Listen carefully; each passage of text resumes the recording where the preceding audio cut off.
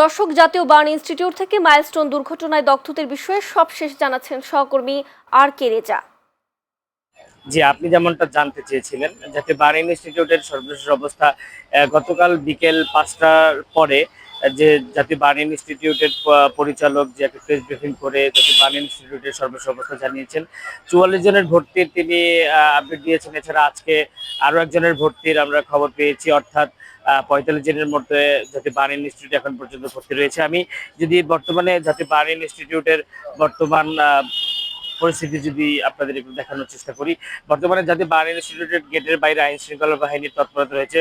এছাড়া এখানে সেনাবাহিনীর গাড়ি, পুলিশ এবং অন্যান্য আইন শৃঙ্খলা বাহিনীর টহল বাড়িয়েছে। তারা জানিয়েছেন যে এখানে বিভিন্ন রাজনৈতিক ব্যক্তিদের বেশি সমাগম ঘটার কারণে তাদের সেবা দিতে একটু হিমঝিম খেতে হচ্ছে। পাশাপাশি এখানে ভিড় যেন কম থাকে এবং আইন শৃঙ্খলা বাহিনীর তৎপরতা যেন আরো জোরদার করা যায়, সেজন্য এখানে মানুষজনের ভিড় কমানোর জন্য তারা এখানে টহল দিচ্ছেন।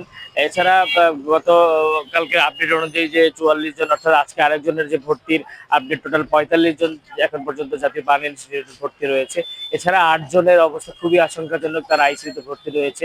১৩ জনের অবস্থা আমরা শুনেছি, আরো ১৩ জনের সংকটাপন্ন অবস্থা রয়েছে। তবে বাকিরা ইন্টারমিডিয়েট পর্যায়ে রয়েছে, অর্থাৎ উচ্চ চিকিৎসা নিয়ে এখান থেকে তারা দ্রুত চলে যেতে পারবেন।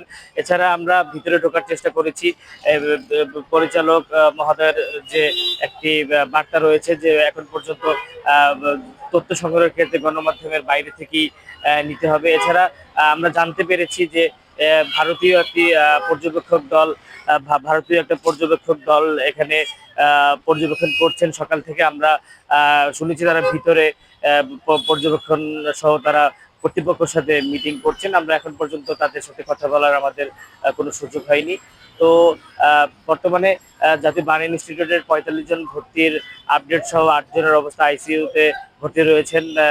তো এই ছিল জাতীয় বার্ন ইনস্টিটিউট থেকে আমার কাছে সর্বশেষ অবস্থা।